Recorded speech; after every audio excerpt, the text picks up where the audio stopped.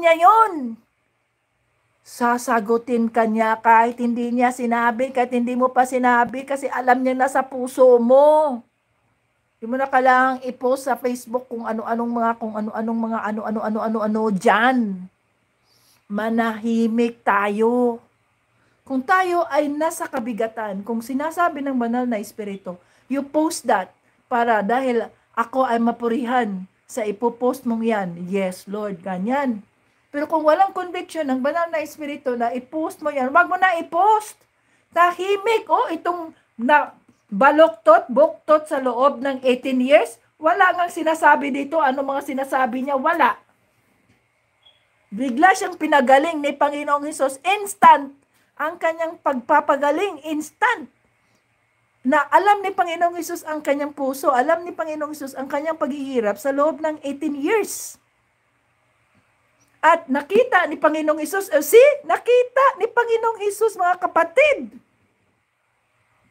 Kasi walang nakatago sa ating Diyos, nakita niya, At sabi niya dito, babae, magaling ka na sa sakit mo. Kaya ikaw, mga kapatid, yan ang ideklara mo sa sarili mo. Abita, magaling ka na sa sakit mo. Lorishare, magaling ka na sa sakit mo. Tessa, magaling ka na sa sakit mo. Leah, magaling ka na sa sakit mo. Ruby, magaling ka na sa sakit mo. Christy, magaling ka na sa sakit mo. Gami, magaling ka na sa sakit mo. Nisa, magaling ka na sa sakit mo. Tricia, magaling ka na sa sakit mo. Janet, magaling ka na sa sakit mo. Abigail, magaling ka na sa sakit mo. Aida, magaling ka na sa sakit mo. Salo, magaling ka na sa sakit mo. Jerome, magaling ka na sa sakit mo. Ma'am Sikat, magaling ka na sa sakit mo. Hallelujah. Rinalyn, magaling ka na sa sakit mo. Dak, magaling ka na sa sakit mo. Wing France, magaling ka na sa sakit mo. Boy Sakalam, magaling ka na sa sakit mo. Ins Marie, magaling ka na sa sakit mo. Daddy Monskik, magaling ka na sa sakit mo. Hallelujah. Purihin ka, Panginoong Hesus. See? Lisa, magaling ka na sa sakit mo. Sandy, magaling ka na sa sakit mo. Nasaan ka na? Indicted, magaling ka na sa sakit mo. Sharon, magaling ka na sa sakit mo. Pink Rose, magaling ka na sa sakit mo. Gisa Mildael, magaling ka na sa sakit mo. Hallelujah. Herme, magaling ka na sa sakit mo. Gummy Bear, magaling ka na sa sakit mo. Kaya tanggapin ninyo yan, mga kapatid, dahil deklarasyon yan ng ating Panginoong Hesus. At sabi niya dito,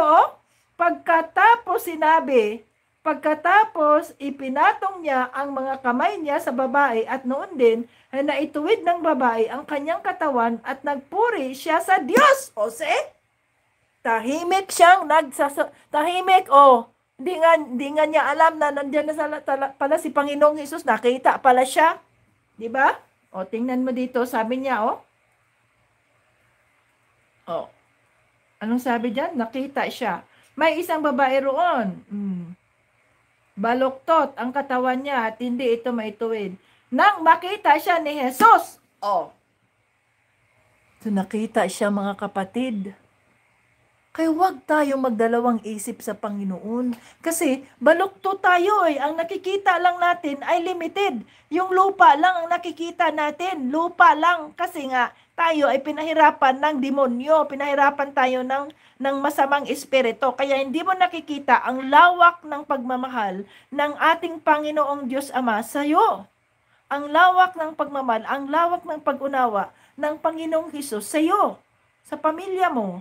Ang kagalingan na inihanda ng banal na espiritu sa buhay mo at sa pamilya mo, hindi mo nakikita sapagkat baluktot ka, walang ibang nakikita kundi kung ano ang iyong sitwasyon. Ganito na ako, ganito na talaga ako. Wala nang mangyayaring pagkabutihan sa akin. Ganito na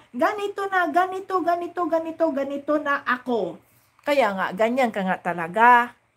Hindi ka na magbabago, hindi ka na mababago. Bakit? Baluktot ka paningin mo, baluktot.